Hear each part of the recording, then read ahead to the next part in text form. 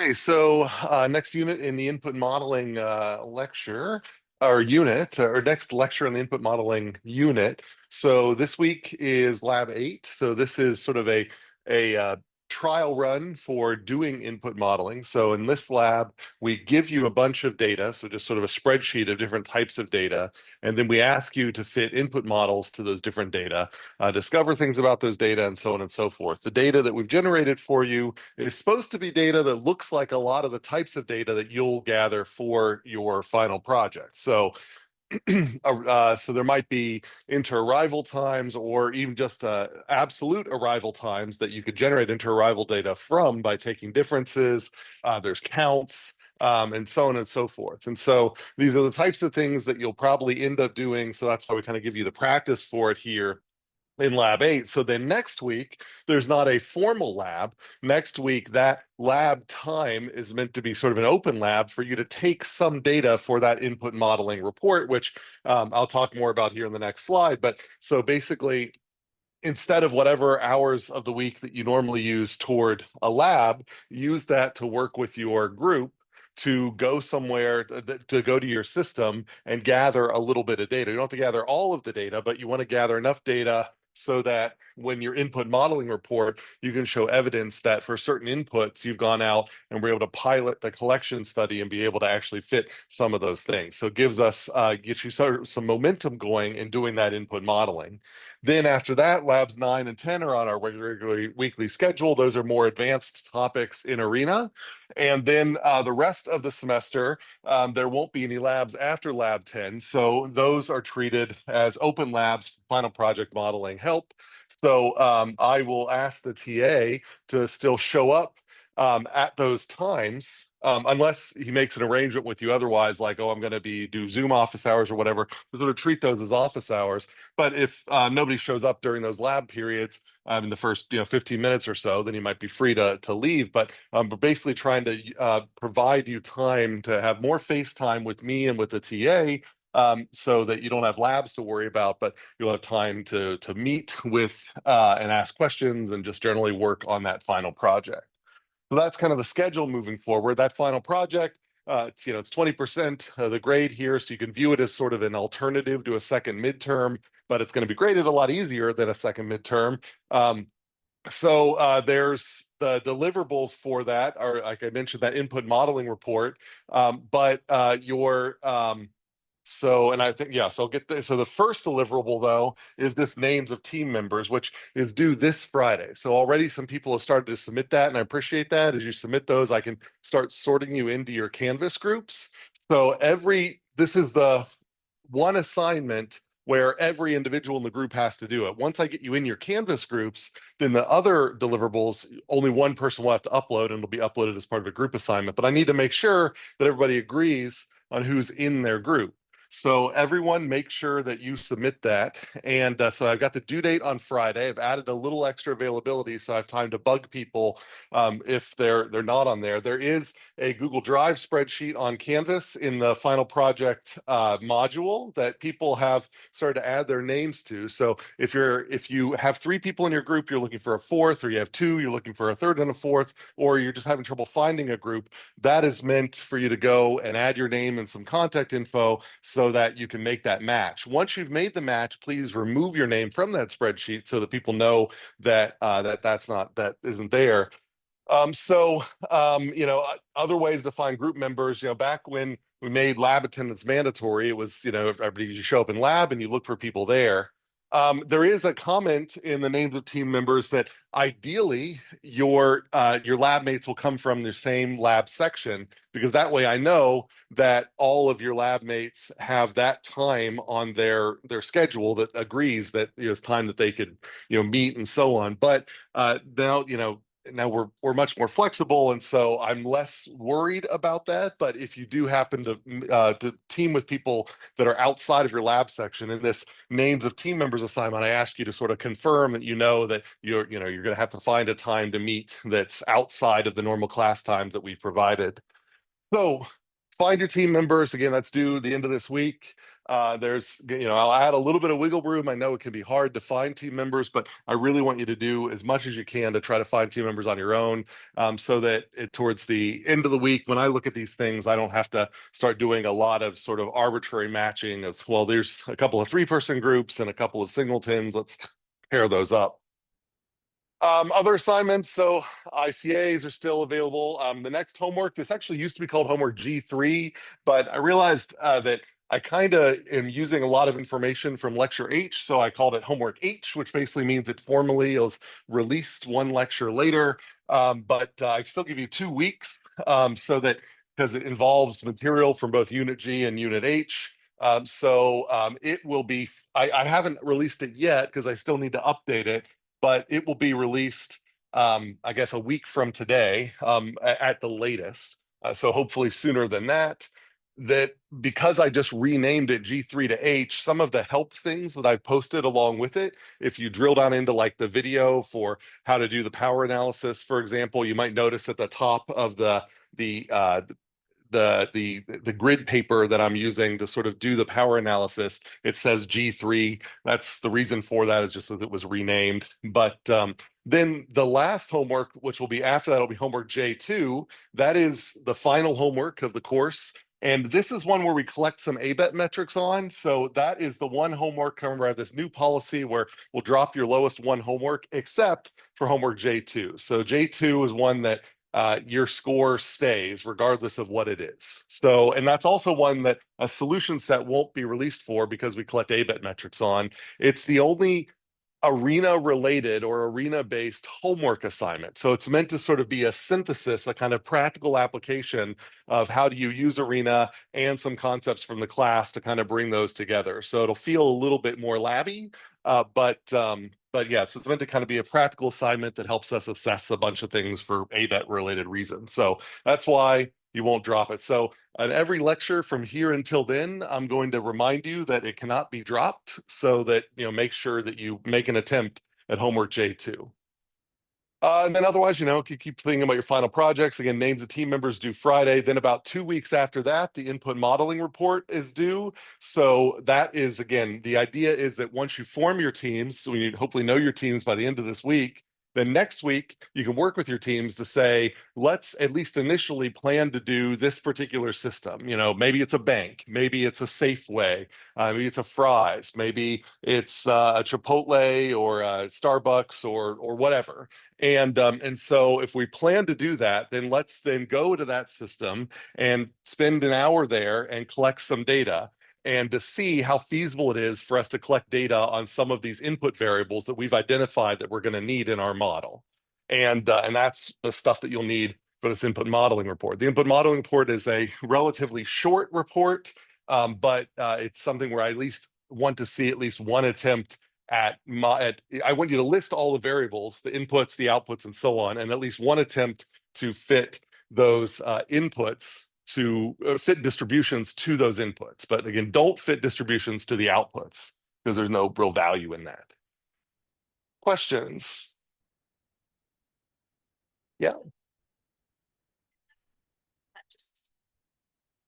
So the idea here is that for the input modeling report, which will be due sort of 2 weeks after the team's assignment, so 2 weeks from Friday, that I want you to collect some data, not all of it. So you might say, for a bank, I need to know how often people arrive at the bank at a particular hour of the day.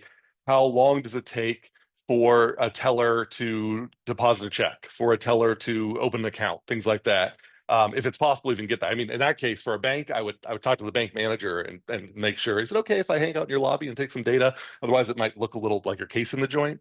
But in that case, like maybe it'd be really complicated to get all that service data, but you could get the arrival time data and do an inter-arrival fit. So in that case, you could say we've sat there for half hour to an hour. We've had enough individuals arriving that we had arrival and departure information. So we were able to use the inter-arrival information to fit a service distribution, and the departure information for validation later to sort of get total time of those. And then that shows me that you do have access to the system and you have the ability to do these models. Now you probably will have to go back to then get the service time and everything, but I just need some evidence that you have access and you sort of understand that how to do the input modeling. So does that make sense? Other questions? Okay. So from last time, we've been talking about input modeling. Input modeling's choosing these random variables and the distributions for these random variables that are the inputs to our simulation model. So in lab 6, for example, we had you build this drilling center model, super simple model. It looks like a queuing node. It's a generic queuing node, but we had you drop in different interarrival time distributions and different service time distributions. And hopefully what you saw out of that is that, so this is sort of mimicking. So in 470, you'll talk about Kendall notation for these sort of nodes, and you'll talk about a node like this can have all of these different ways in which it could be parameterized with different distributions. And hopefully what you see coming out of that is based on, even though the structure is very similar, you get very different outputs based on the distributions here, even when the distributions have the same summary statistics. So even when you have the same mean inter-arrival time and mean service time, the distribution of those service times, the distributions of the inter-arrival times interact in interesting ways to produce different statistics on the output. And so that sort of just is, emphasizes how important it is to get those distributions right. It's not enough to just draw this diagram correctly. You really got to get the distributions at the inputs. And remember, input doesn't just mean here, it also means inside here. So, this is like, to me, is like a fountain where water is constantly flowing in one side, coming out the back, and then sort of coming back in.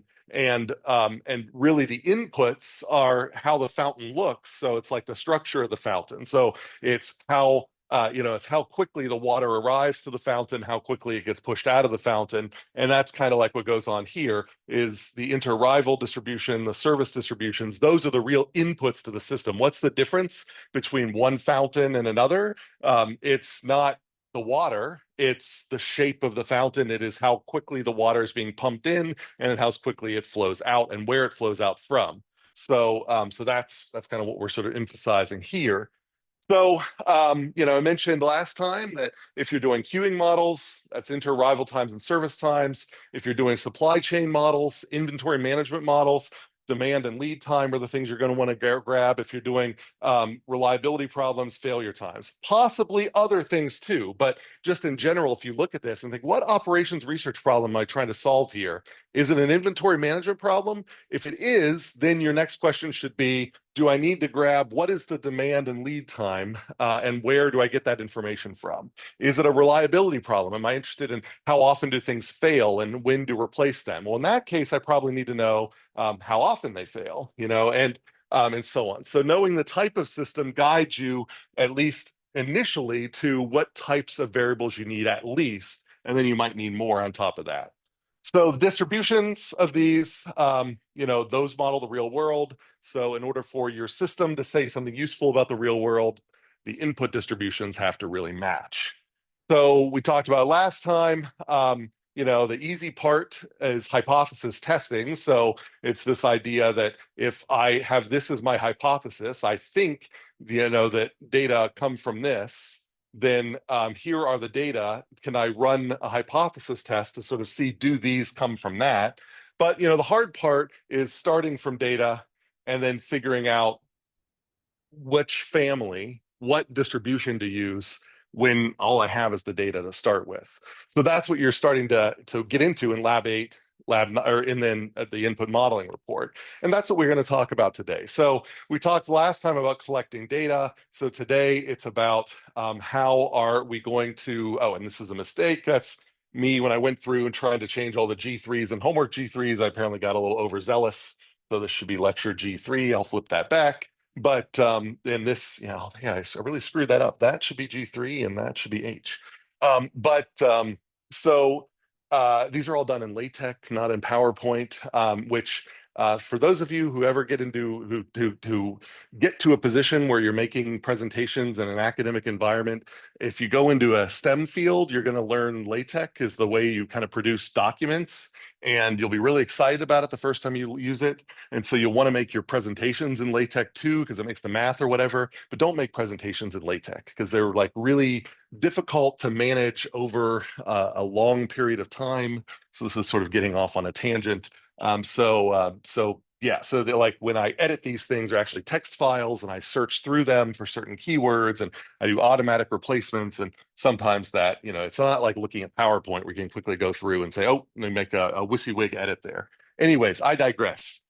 So today we're going to be talking about how do we actually find the family of probability distributions that best match the data that we look at. And then on Thursday, how do we then choose parameters and evaluate those parameter choices for the families that we've picked? So, and then we get practice at that in Lab 8, in Homework G3, and the input modeling report.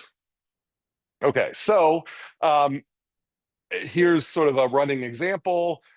We've talked about this, but we're going to embellish it a little bit here. So simulation study assess the impact of a new security profiles, say going into metal detector government building.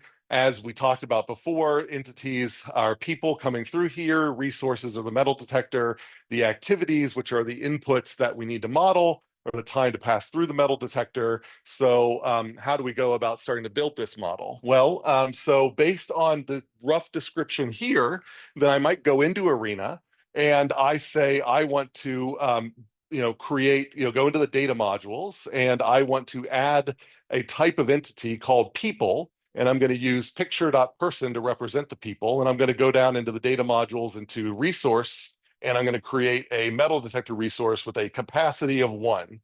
So that's how I start with this sort of thing. So first thing you do, identify your entities and resources, and then you go into Arena, and in the data definition panel, there's an entities module you can click on. It'll pop open the spreadsheet view at the bottom, and you can populate these things. So now we've named our entities and resources. So we start with building this model. So then we have to draw the flow chart. Well, we know that the entities have to come from somewhere. So we go in and we get a create module out of on the panels on the left. We drag it in, and we'll see that here in a second. And we configure it so that it creates people entities. And we are going to start out assuming they, because I think this might even be the default, but even if it's not, it's a good guess to start with without seeing our data, assuming they arrive with a random expo distribution. So it automatically gives us a quick way for us to put in exponential interarrival times in the create module. We know that the next thing they do is pass through a metal detector. Well, the place in Arena where entities join with resources are process blocks. And so we grab a process, those rectangular blocks, and we're going to specifically look for a type of process that's very flexible called a seize, delay, release. And that process block in Arena allows us to seize a metal detector, delay the release of the metal detectors while it's being used, and then once it's done being used, release it. So that's the idea there. The delay type is where we're going to put our input model. So then we did a dispose block to collect everything up, to sort of collect the water after it's flown down through the fountain and recycle it. And that actually fits really well because in the student version of Arena, you're limited to 150 entities to begin with. So you really do, when you're done with an entity, you get to dispose them, because then that frees up more entities that you can use. So that's what this looks like. So any questions on how we got here? Hopefully now that you guys have started to use Arena, this is starting to feel a little more familiar. This is very similar to Lab 6, where you have the drill module, where you sort of create parts and you go through the sort of drilling center and dispose of the parts. Added in a clock for flare. You can see the number. I paused this in the middle here so you can see that 75 have arrived, 75 have been disposed. So now we have to figure out how to take data and put it into our model. So that's the input modeling process. Well, we're focusing on the time to pass through the metal detector. What's the other activity in this system that I haven't put in here just because for space reasons? So in this system, one of the activities is the time to pass through the metal detector. What's the other activity?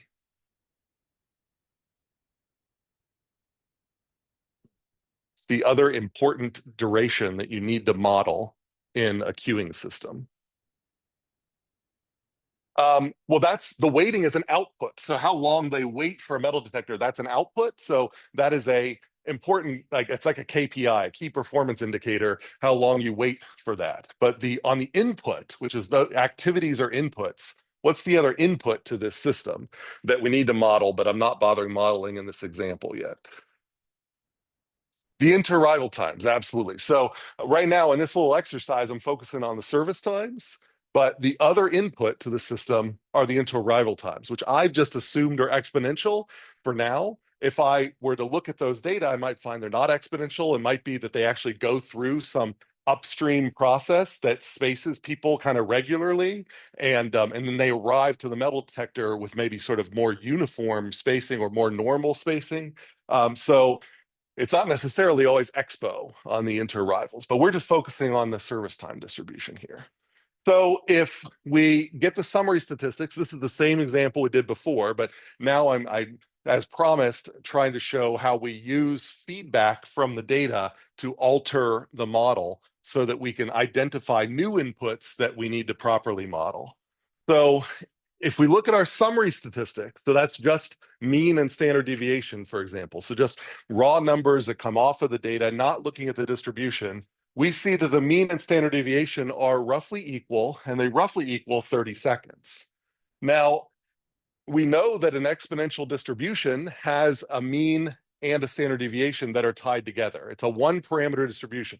If you know the mean, you know the standard deviation. There's no way to have exponentially distributed data and to have a mean and standard deviation that differ from each other. There's just only one degree of freedom in an exponential distribution. So if I put in, I say, okay, I'm just going to use an expo for my service time, and I'll use a mean of 30 seconds.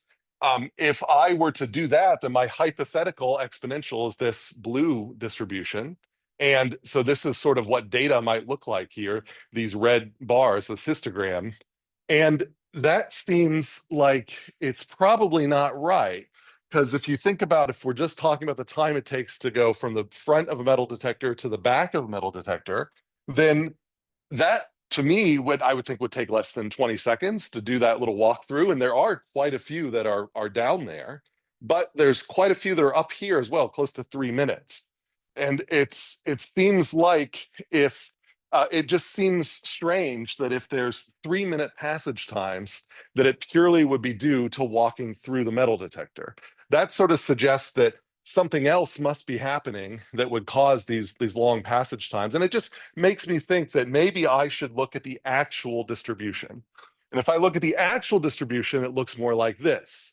It's what we call bimodal. It's got two modes, a low mode that is 20 seconds or less, and then this upper mode that goes from like 60 seconds to 80 seconds. Now, when you mix this mode with this mode, you get a mean of around 30 seconds. So this is an example where the mean and the standard deviation coincidentally equal each other. That was just sort of an accident in the data. So we can't trust that just because the mean and standard deviation happen to be the same thing, that we should pick a distribution that has those things together. When we look at this, then we'd say, well, one thing we could do is try to look through all of that long list of continuous distributions that we learned before the midterm and say, are any of them bimodal that might fit this? But the thing is, spoiler alert, none of them are.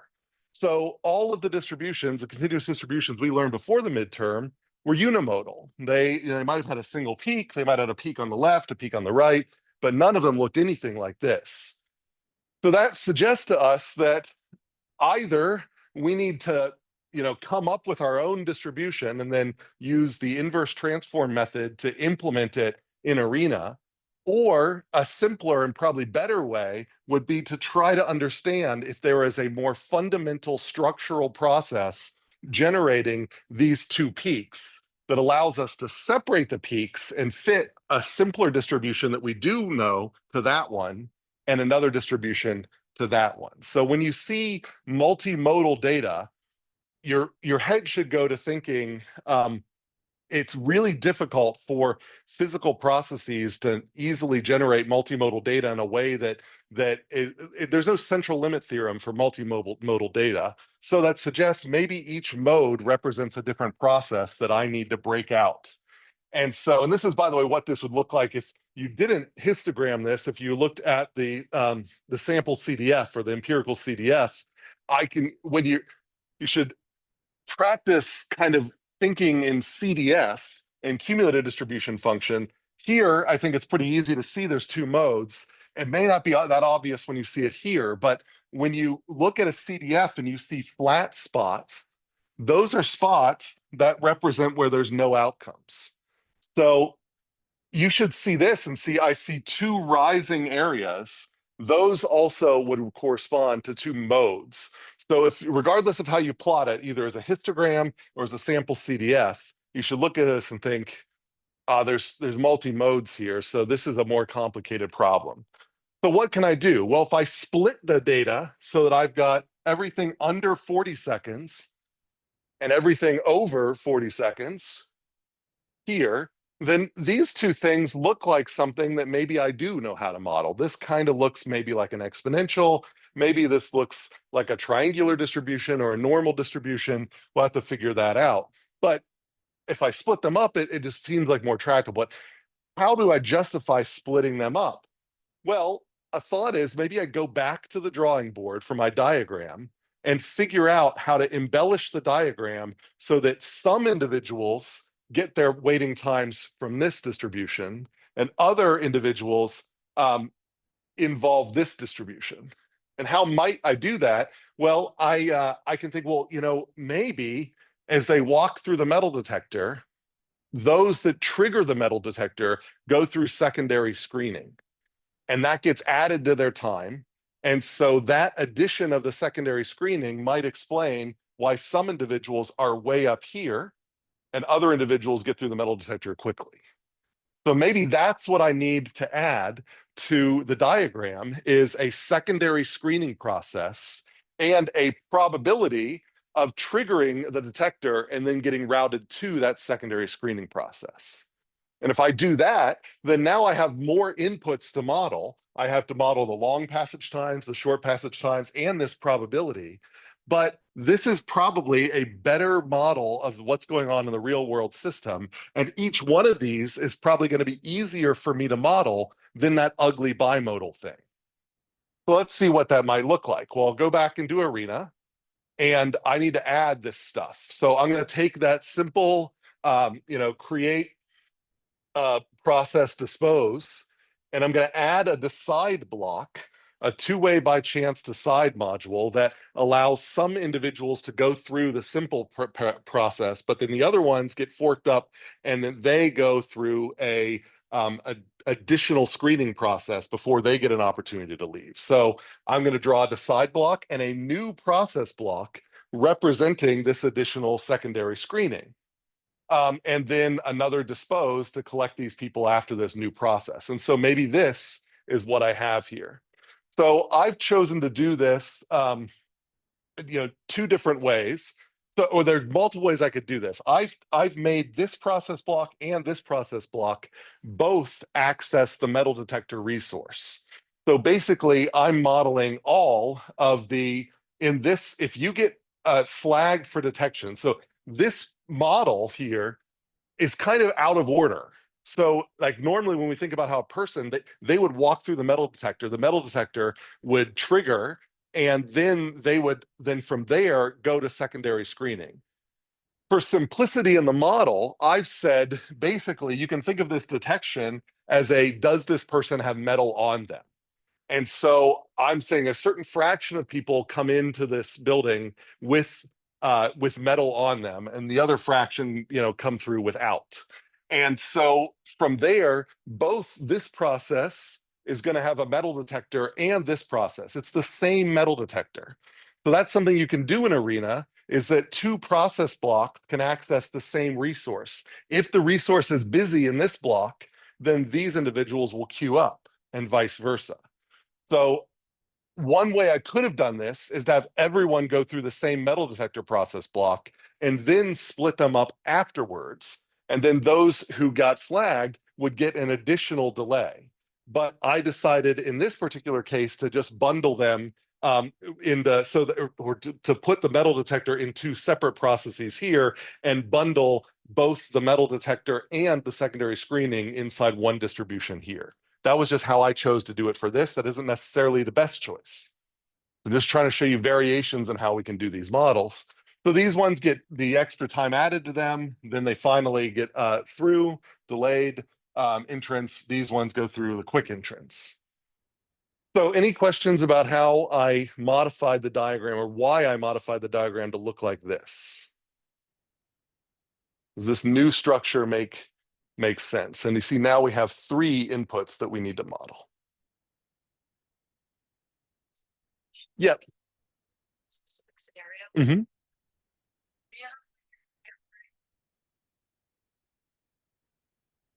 Yeah. I would say in this model, that is sort of this get checked process where they spend a certain time walking through the metal detector and then an additional time getting patted down, and then they just walk on after that. Right. That we haven't added here, but if we saw, and well, you're sort of anticipating kind of a complication that I'm going to add here in a second. But in that particular case where you've got re-screening, then that would be an additional process you would need to add. So we're sort of saying that hypothetically, we think this is what explains our data. But we might falsify this hypothesis. It might be that there's actually more going on, and that might be exactly what's going on. So hold that thought.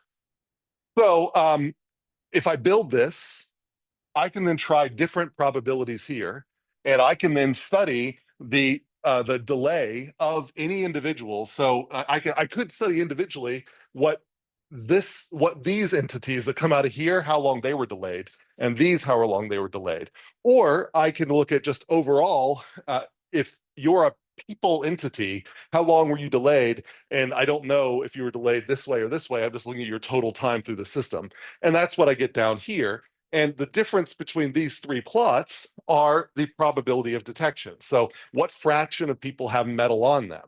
And what I can see is if I go from 10%, so these people really know that they're going to go through a metal detector. And so very few of them, bring a bunch of stuff in their pockets. They're sort of very compliant. They take everything out before they go into the metal detector. And so this distribution has a mean of 10 seconds, standard deviation of 20 seconds, and it's pretty much all exponential, just a side bump of a couple people that forgot that their belt, has metal in it or something like that. So the rare group there. This looks more like the group that we're trying to fit, where there's a 50% chance here. So you get a lot higher number that were delayed. And so the distribution shifts. So now the mean and standard deviation is about 35 seconds, kind of like what we were looking for. And then this is a group that maybe this is their first time ever through this type of system. They are completely confused by it. And so almost everybody gets flagged. So you see that the shape of these waiting time distributions are different, what we call mixtures of more fundamental distributions. And so we've got the 10% mixture of the kind of high distribution with 90% of the low distribution, or the flip of that, 90% the long distribution with 10% of the high distribution. So you get very different looking bimodal distributions, but overall, it's the same process. We're just changing one parameter here. So that's so much more powerful than if I would have just tried to use if I were to just try to fit a bimodal distribution to this and then inverse transform sample it. That would have worked for my particular case, but it doesn't tell me the underlying causal factors here that then allow me to do interesting operations research. Like if it might be that there's this case, but if I say, hey, boss, I realize the reason this is happening is because of this, we can put up signs before the metal detector reminding people to take stuff out of their pockets. And if we can just get the compliance rate down to 10%, then our mean time through our metal detector system will go down, by a factor of 3. So knowing these extra details that are generating these things gives us extra levers that we can play with in our operations. And likewise with your, this is a great example for something like for your final project is to look for these opportunities where if you can split things out, then it gives you decision variables like this probability of being detected. And you wouldn't think of that as a decision variable because you're kind of given it. But again, there might be opportunities to increase the compliance rate. So in an airport, this might be the probability of people having pre-check. Well, you could say, well, what's the value in marketing for a higher compliance rate with pre-check for, people have to pay for it. Well, maybe, if we can manage to get the pre-check compliance up to 85% or 50% or whatever, you can say we'll reduce the time through the metal detector by so much, or we'll reduce how many people we need to staff, or so on and so forth. And you can put a dollar value on those improvements and then equate that dollar value to the dollars lost on, for example, reducing the price of pre-check, as an example. So this is things where compliance rate, actually, you may not think of it as a decision variable, but because there are marketing forces that can help improve compliance rate, then it does sort of help in figuring out, is it worth it to try to increase the compliance rate? So that's kind of what we're doing here. So before I make this more complicated, are there questions about how we got here?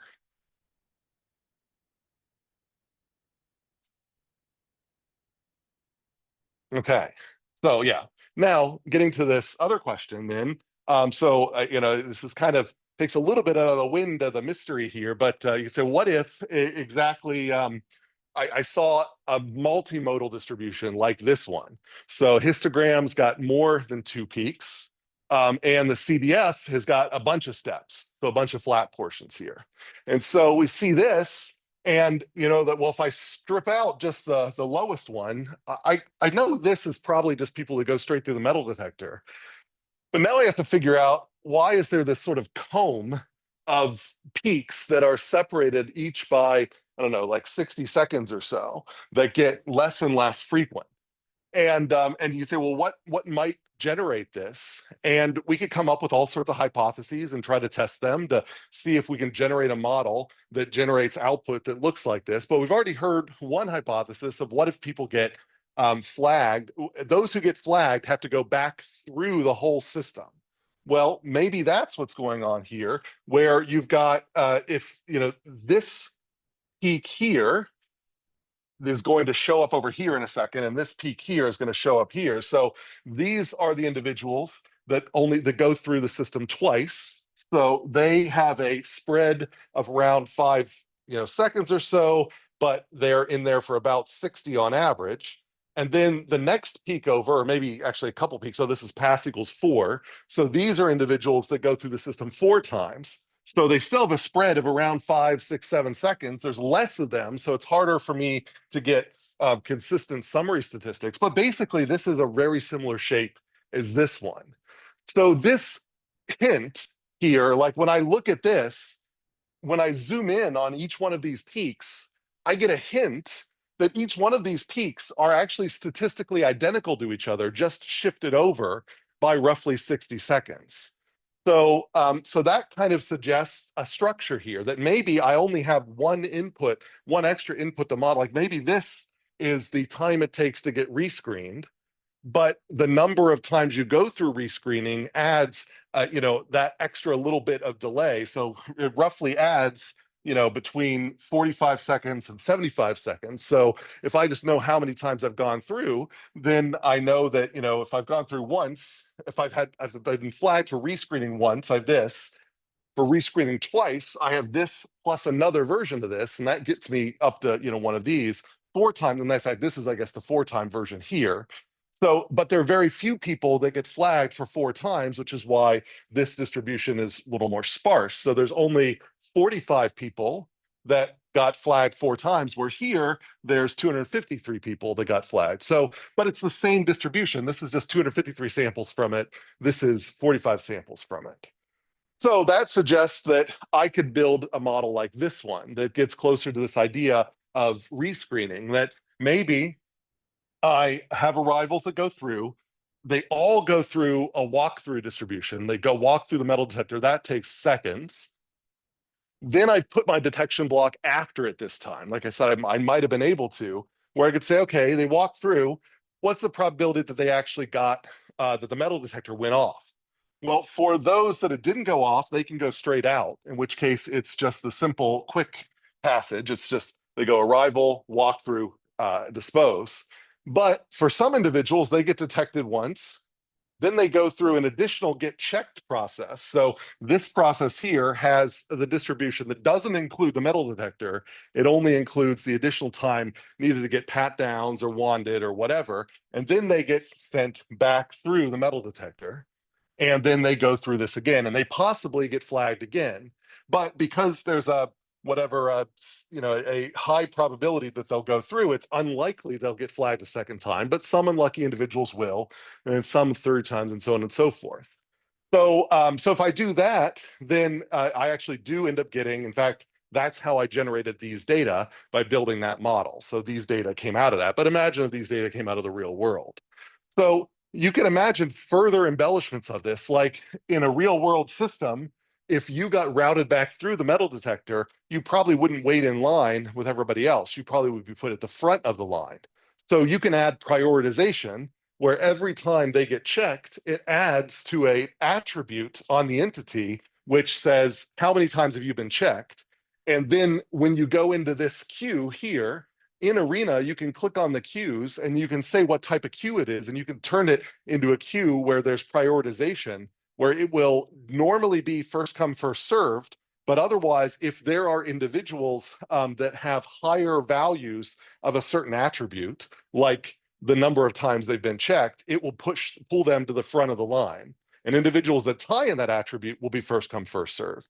So we can configure the queues in Arena to do that. So that kind of matches more the real world system, and then so on and so forth. So there's other embellishments we could add to it. But the point I'm trying to drive home with all of this is let your data drive your modeling choices. You have to, and it's a scientific process. You start with a hypothesis, you test the hypothesis with the data. If the data do not agree with your hypothesis, you refine the hypothesis over and over again until you get a hypothesis that generates data that are close enough to look like your real data. And then you can use this as a surrogate for the real system. And that's where the operation starts, because then you can say, okay, this is our stand-in for the real system. Now let's make some changes and see if we can improve over baseline. So any questions about that process? So I want you to do something similar for your final project is, find a system. Hopefully your final projects will be a little more complicated than this, but actually not that much more complicated than this. So maybe a few more steps of this process, more decision variables to make it a little bit of a harder problem where it's not quite as obvious as to how you can make improvements in the system. So you really need a sim to test different hypothetical improvements. But this is still basically the process that I want you to go through, and be responsive to your data. Look for surprises in the data and then be motivated by those surprises to make changes in your model. Okay. All right, great. So now, like, the big thing is, once we feel like we've got this set up correctly, so that we don't feel like any more structural changes need to be made, now we have to figure out, okay, what do I do with that? I'm pretty confident that I can fit something to that, and there's no other structural changes I can make to my diagram to make this any prettier. So what do I do with this thing? How do I choose a good distribution that fits this particular spot in my model, which in this case might be like, this spot right here? How do I choose the right distribution for that? And then later, once I've chosen the right shape distribution, how do I choose the right parameters of that distribution? And that will be next time. So what are some things to do? Well, we've seen histograms come up. Like, engineers got a plot. I still remember, it's burned into my brain, and I probably shouldn't repeat it, but I remember being in an undergraduate course just like this one, and I remember Professor Garbaz standing here and saying it's like It's like a biological imperative. It's like sex. Engineers have to plot. So engineers have to histogram. So you always have to look at your data. And that's the very first thing you do. Don't trust summary statistics if you have the data. Look at the histogram. Play with different histogram bin sizes. Don't trust the bin sizes that Excel gives you. Don't trust the bin sizes that MATLAB gives you. Make sure that you're actually looking at something that captures all of that. And that's why if you can, try to get used to looking at those sample CDFs, because looking at the sample CDF of a data means that you don't look at any of its bin. There's no binning that goes on in that case. So if you get used to looking for patterns in the cumulative distributions, then you don't have to worry about what some software engineer at Microsoft's decision was about how this histogram should work. So, but look at your data and then trust your physical intuition. Does it really make sense that it takes 30 seconds to walk through a metal detector? And then those two things will get you kind of in the ballpark of roughly, what types of families of distributions. And then you're going to use these things like PP plots and QQ plots to try to say, based on these families that are all roughly hump shaped, which one is kind of the right shaped hump for the shapes that I see in my data. So that's kind of what we're talking about today. And then next time, we're sort of saying, once we've done all of that, how do we use tools like chi-squared and KS tests and p-values to sort of out, how have we picked the best member of that family? Yes, I'm sorry. Yeah, that's a great question. So we'll talk about that, but basically there's this rule of it's also a terrible term. There's also this heuristic that square root of the number of samples is always a good thing to start with. So if you've got, 100, if you've got 100 data points, 10 bins is a good place to start with. But sometimes you just have to try a couple of different things. And you might notice that, like, if you just notice there's like really chunky parts of your histogram where things just look like they might be, if the bins are too wide, they might be hiding details, then just try, making the bins, half, size smaller. And does the shape change when I make the bin smaller? If it doesn't, then maybe they're fine. If you find that you'd have no structure and basically every bin has roughly 1 or 2 points in it, then that might be hiding the real structure. You need to aggregate more. So then make the bins bigger until you start noticing, oh, this region of the sample space is actually more represented than this other one. So it becomes a little bit more of an art, but to make a long story short, it's sort of like you're looking for sort of a stable number of bins. I want to sort of find a number that if I decrease the number or increase the number, it doesn't change the shape too much, but I still have a shape that is more meaningful than just a comb of one in every bin, if that makes sense. But we'll talk a little bit about that here in a second. Okay, so histograms, right? So histograms are particularly good for continuous data. And so they can be useful in finding the shape of this distribution. There is this, out of the scope of this class, but if you start doing more data science, there is sort of a grown-up version of the histogram called the kernel density estimator, which is a sort of a smooth histogram where instead of having these little boxes, you have these kind of smooth things that blend together to give you an estimate of what the density might actually look like. Histograms for continuous data are an approximation of the probability density, which is why this kernel density is a little bit better, but it's much more sophisticated to use. And then for discrete data, a histogram is an approximation of the probability mass function. So we're finding with discrete data, you have to be really careful with histograms because it's really easy to accidentally bin discrete outcomes together. So that's another reason why the sample CDF tends to be a lot better for discrete data, which we'll talk about in lab 8 as well. Class intervals, this is what we were just talking about, should best represent the distribution shape. Depends on how many observations you have and how variable the data are. So for continuous data, the square root of equally spaced bins with the square root of the sample size is a good place to start.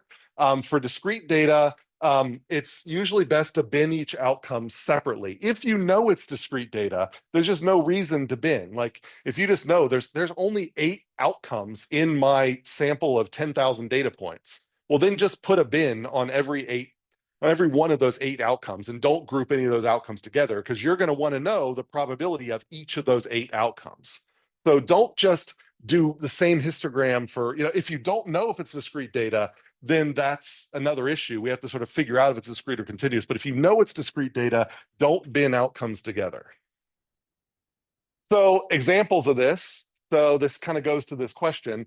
So if I were, these are histograms of all of the same data. So these are the same continuous data binned in different bin widths.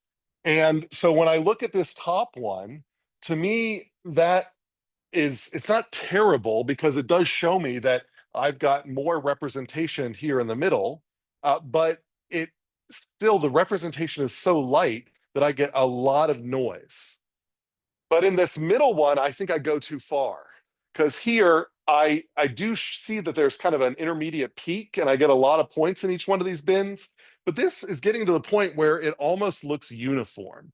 And of course, if I just had one bin, all samples are going to look uniform, because everybody will go into one bin and it'll just be one bin straight across. So this doesn't give me a lot of useful information in trying to figure out which distribution this is. So by playing around, I eventually get this one down here. I like this one a lot, because it has sort of a smooth shape, but it is definitely very different than uniform. So it gives me a lot of information because it's not uniform, but it isn't super noisy, so that I'm not trying to like overfit all of these funny little peaks. So, I think this, hopefully this to you looks like it's maybe the clearest, like the best kind of representation of these data. But how to get here, there's no, like, I can't say if you use exactly the square root of the number of samples, you'll always get this. You may have to do some playing. If you get this, increase your bins. If you get, if you get this, increase the number of bins. If you get this, decrease the number of bins. But otherwise, you just got to kind of practice this a lot. This is an example for discrete distributions. So in this case, I look through my data and I know it's count data. And I actually, maybe I knew how the data were taken, and I know it's arrivals per period. I know that they just went through 10-minute periods and they counted how many arrivals happened each one of those 10-minute periods. And so how often did 0 arrivals happen? Well, there were 12 intervals that had 0 arrivals. Here, there were 10 intervals that have 1 arrival, and so on. So this, I'm counting up how many of my sampling intervals had this outcome in that sampling interval. So are there any questions about this display? What I mean by frequency here. So again, I have like 1,000 10-minute intervals, and each 10-minute interval had a certain number of arrivals in it. And this is how many of those intervals had 0 arrivals, 1 arrival, and so on. So in this case, my outcomes are discrete, they're counts. So I should not histogram together counts together. I should say how many, I should try to model the probability of each outcome. And that's what we've got grabbed here. So this histogram is just a representation of each one of those frequencies right out of there. And so that's what I'm trying to guess here, 1 bin per category. And then, when you look at this, it may not be clear, but this distribution, there are very few discrete distributions that we've looked at. And this to me looks like a Poisson distribution. So Poisson distributions often have sort of large, large frequency kind of close to 0, and then an intermediate peak, and then they trail off and have long tails after that. So commonly used to model count data are Poisson distributions, which is why we have Poisson processes, which model this count data and then use exponential interarrivals in between. All right, so questions about that, like the difference here between continuous data where you have freedom in bins and discrete data where you should just bin everything. Okay. So, once I've looked at my data, then I can start making these guesses. Oh, that looked like a Poisson. That looked like a normal distribution. And so, it's easiest for me to try distributions that I can easily implement in whatever tool that I'm modeling in. So in Arena, in the expression builder in Arena, there is a random distribution section, and it shows you all of the distributions that Arena comes preloaded with. So it's good to maybe see if you can try these ones first. Each one of them, when you click on, it shows you the parameters for that distribution. So if you don't know what these are shaped like, they're all very standard. So you can go and look them up and sort of see like, well, which one kind of has the shape that I'm looking at. So once I have sort of a couple of candidates, then you know, I, I look at the context, the physical properties. So context, what example? I know these are count data. Well, if they're count data, it must be discrete. Very often count data are modeled by Poisson distributions. So the context drives me towards one of those. Physical properties. So is the variable bounded? Is this a time variable? If so, it can't be negative. So I better choose a distribution that is never negative or negative so rarely that it's not going to affect my model because it's going to happen so rarely. The other features, is it memoryless? So like we learn these definitions that are associated with certain distributions. Memorylessness, that's associated with the exponential distribution. Do I have reason to believe that this waiting time, you don't gain any information about the next waiting time by know the previous waiting time? That's memoryless. Is it additive? Are they making a sub by adding together the time it takes to put down bread plus vegetables plus whatever as you're making the sub sandwich? If that's an additive process, I'm modeling the whole process. It's probably a normal distribution would probably fit with that. It's probably going to be hump shaped and so on and so forth. So you look for all of these features. You look at the shape of the histogram, and then realize that you're not going to find the perfect fit. So stochastic modeling necessarily leaves some things out. It's our goal to model most of the variance, not all of the variance. So we just want to get a good approximation for this complicated process. And so we try to use these frequently encountered distributions. So consult, your data bank of distributions. So now we've got, maybe a candidate, a set of candidates for these distributions. And so let's then, before we move on to evaluate that, I need to address this one issue that I talked about before about continuous versus discrete. So before you even send yourself down this path, then the most important thing to ask first is, are the data that I gathered continuous or discrete? And this is something you'll practice with in Lab 8. So if you look at the histograms, then discrete data will have huge gaps in between outcomes. Now, if I didn't know it was discrete and I did the histogram, I might have accidentally binned outcomes together. There might be multiple outcomes underneath here, but if I start seeing huge gaps here and large numbers of data, like if I take 5 samples from a continuous distribution, there will be huge gaps as well. But if I have a lot of coverage, if I have a lot of samples and I still get huge gaps, then I probably should look at the data values themselves and say, are there really only 4 outputs that are coming out of here, 4 outcomes? If so, I maybe should go down to the discrete decision tree. If instead you see that every outcome seems, no matter what bin size you choose, you never get any gaps, then it's probably continuous. So we can see that in a sample CDF as well. If I do, instead of binning, if I just plot the observed values in rank order, then if I get these steps, so that means basically I have a bunch of, so this means I have a huge number of values, a huge number of 2 values, and then I don't get any outcomes until 3, and then I get a huge number of 3 outcomes, and then I don't get any outcomes until whatever 5.5, and I get a bunch more, and then I don't get any outcomes until whatever this is 6.75, and I get a bunch more. These steps, these vertical steps in a sample CDF tell me this is probably a discrete random variable, and I should go down the discrete side of my selecting my distributions. But if you plot the sample CDF, so again, I just sort all my outcomes and plot them against their rank order, then in that case, if this is smooth the whole way, you just get a nice S curve, for example, then that tells me this is, no stair steps, that's continuous data.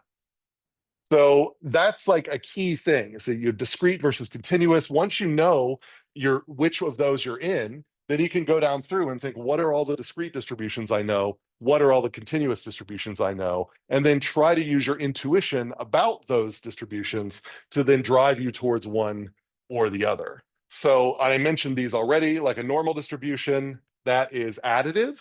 So whenever you see bell-shaped curves, when your physical intuition says this is an additive process, it's probably normal. Exponential, if all you know is a mean, if it's memoryless, then you probably should maybe move towards the exponential. Weibel distribution doesn't look like it's exponential in parts, but it just kind of needs to be reshaped in certain areas. It needs like a correction factor. Then the Weibel distribution is nice for that. It's typically used by reliability engineers because a lot of things are exponential in part of their life, but they might fail early or fail late, more than an exponential would, and that's what the Weibel sort of grabs there. And then Poisson distribution. So this is count. So is it count data? So if it's count data, the number of events occurring in a fixed time, probably a good discrete version is the Poisson. So these are just what I was trying to get at, is that, when you look at the context, counts, and the shape, and you say, okay, discrete data, count data looks kind of Poisson-like, then I know it's probably Poisson distributed, in which case I have one parameter that I need to fit, which is this alpha parameter, which is the mean number of arrivals in each interval. So that's kind of the process that we go through. So any questions about this, about, deciding if it's discrete or continuous, and then the rough idea of, once you know if you're in the discrete side or the continuous side, using the histograms and your intuition to guide you towards certain distributions and away from others. Yeah.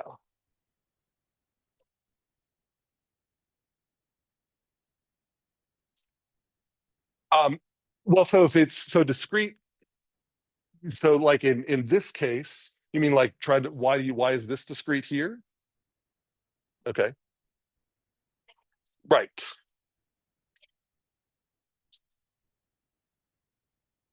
Right, right. So, and that's going to be harder. And that's the reason why there's an input modeling tool in Arena where you pretty much almost never you fit anything to it, because in discrete distributions, you there's very the mathematics of discrete distributions are such that there's less structure that is informative. And so you really need to know more about what's generating that count data. So if you're saying, okay, this is count data from intervals and they're counting arrivals, and if I know the arrivals are independently arriving, so that the inter-arrival time between two arrivals doesn't give me any information about the interval time for another arrival, then I know that mathematically, if I were to count up such independent arrivals, then that count would be a Poisson.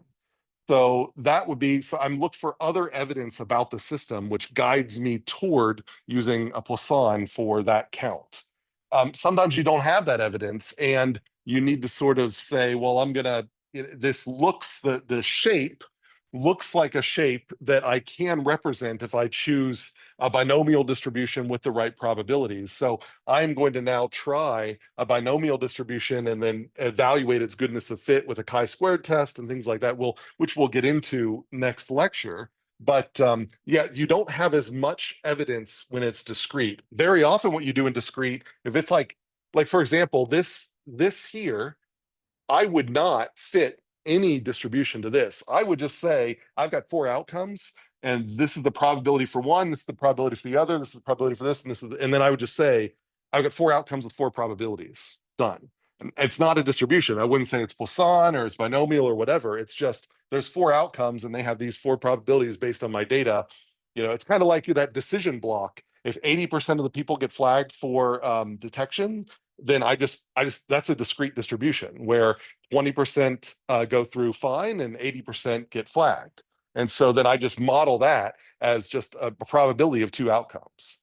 So because the continuous has so many outcomes, we really need a model in order to generate these outcomes. But in the discrete, if it's just a handful of outcomes, just model the probabilities of each individual outcome and don't worry about whether it's a Poisson or a binomial or whatever. Does that make sense? So it's the cardinality, it's the number of outcomes that if these are discrete data and there's 1,000 outcomes, that suggests I need to figure out a model that could possibly, like the Poisson, for example, can generate any outcome from 0 to infinity. You can have theoretically any number of counts in an interval from 0 to anything. And so that suggests saying, what is the process driving that count? And then I can say, well, Poisson tends to model these count data pretty well. So that's the process that I'm going to fit. But if there's very few outcomes, so right now, instead of having an infinite number of outcomes, if I only have 2 or 3 outcomes, it it's just kind of a moot point to say, is there an existing known distribution that fits those 3 outcomes? At that point, I just say, well, instead of having one parameter that characterizes this whole distribution, I'm just going to have 3 parameters that characterize my custom discrete distribution, where those are going to be the probability of outcome 1 and 2. And really, probability of outcome 3 is just 1 minus those. So there's really only 2 parameters. So that's kind of for discrete, you have a lot more freedom to use kind of just empirical estimates of frequency of outcomes. Whereas in continuous, because there's a huge range of outcomes, you really need a model. Okay. Okay, so and then about, because this might come up when you're taking your data for your input modeling report or just your final project in general, remember that uh, there is this relationship between exponential interarrivals and Poisson counts. So if I if you're at an airport or a Chipotle or a bank or whatever, you can watch every customer passenger come in and record the time at which they arrived and just record all of those times. And if there's a bunch of them coming in, you're just going to have to record all of those times, and then later subtract the times to get inter-arrival times. That can be super cumbersome if it's really, really busy, because to have everybody have a stopwatch out and or an app on your phone or whatever and recording each one of those times as they come in. So, but what you can do instead is count. So you can say, not, when did someone arrive, but in the last 5 minutes, how many arrivals did we get? And those 2 numbers are going to be linked if you assume the inter-arrivals are independent from each other. So this is kind of what I'm trying to show here, is that if you have, a count of arrivals, so what I've got in the blue as a histogram of the count of arrivals. It counts for 10 minutes. And then what I've what I've done here is I've generated a bunch of inter-arrivals from an exponential distribution and counted them up. And what I can, and so if I've got the arrival rate for that exponential process, if I multiply that arrival rate by the interval length, I get the parameter for the Poisson distribution. And so this is basically what I've got. I simulated arrivals, and I've got a histogram generated from exponential data, but I also have a probability mass function for Poisson estimates of counts. And so the blue data are generated by exponentials that I've binned together, exponential inter-arrivals, where I've counted up how many arrived in each interval, and then I bin that up. And then I just said, well, if I know that 5 arrive per 10 minutes, then in their 10-minute, or 5 arrive per minute in their 10-minute intervals, then I know that 50 should arrive per interval. And so if I do a Poisson, that's what the red delta functions here are, a Poisson probability mass function, it lands right on top of those. So what I'm trying to get at here is that so there's a bunch of this sort of extra questions here, is that I can use Poisson count data to fit exponential inter-arrivals. So ARENA will want the exponential, will want to know the inter-arrival distribution. But you can do counts. So you can say, I counted up how many arrived per 10 interval, and I can find out that, on average, there are 5 arrived per every 10 minutes. Well, that can generate an exponential inter-arrival rate of 5 arrivals per 10 minutes. You can do that, whatever that in the math is there. So a half of arrival per minute or something like that. And that can be what you fit into ARENA. So even though ARENA wants time in between arrivals, when you're collecting data, you can count number of arrivals per interval. Those 2 things are related. So that's sort of a trick for collecting these data. All right, so running a little behind here. So this is just a recall for all of the kind of context, but behind each one of those distributions, it's just there from lecture D2, just to be there to be a reference. So we're probably going to have to talk about fat pencil tests here at the start of the next lecture, but I at least want to introduce them here in the next couple of minutes before getting you guys out of here. So once you come up with like, there's two hump-shaped distributions, a Weibull and a normal.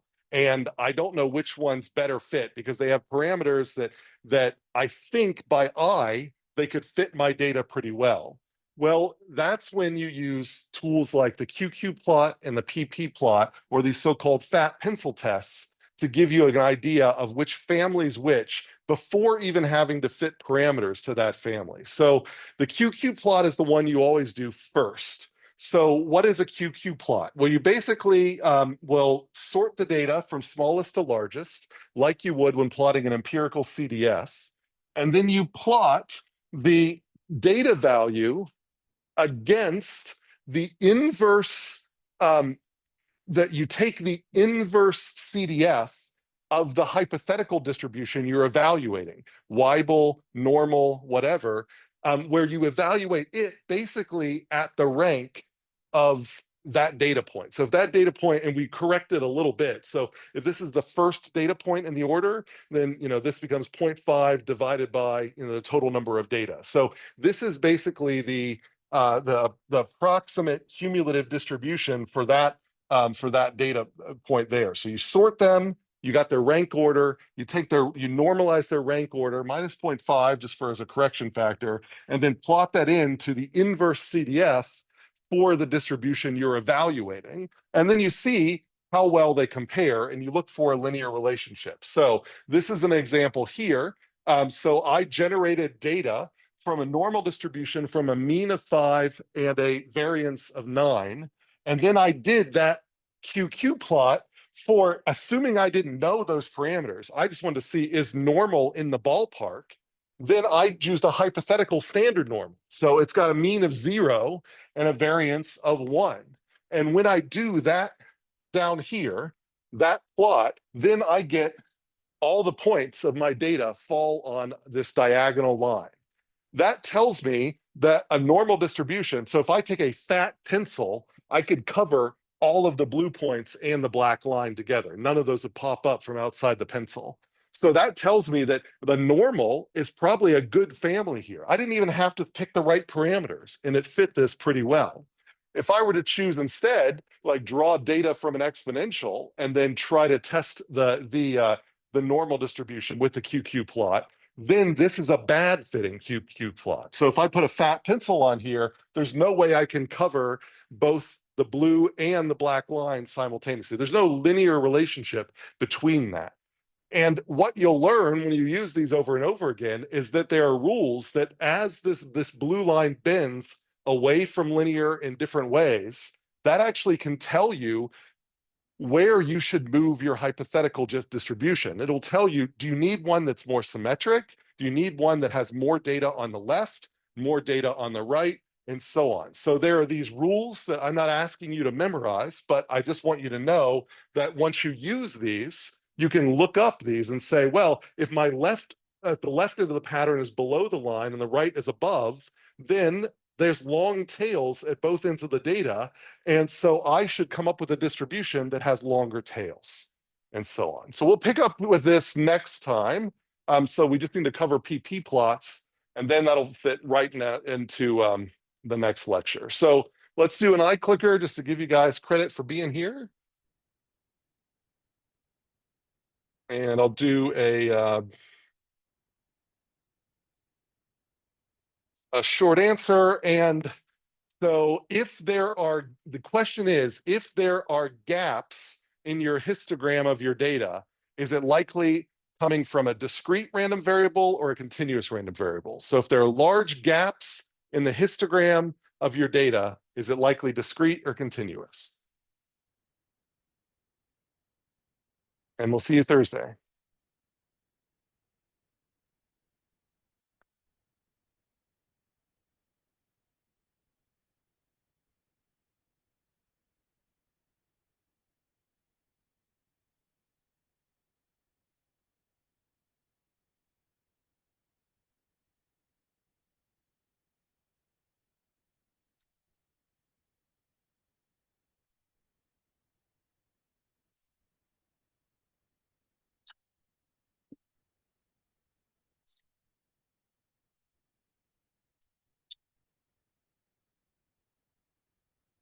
Uh-huh. About Yep. yeah, and you asked me a couple of questions at the end of the email, which is if I tried both the app and the website, Uh-huh. and it didn't work, and but I haven't tried the zip file. Okay, we could try this, but I mean, I think let me go ahead and end this, so it's not But recording. the only thing is that I cannot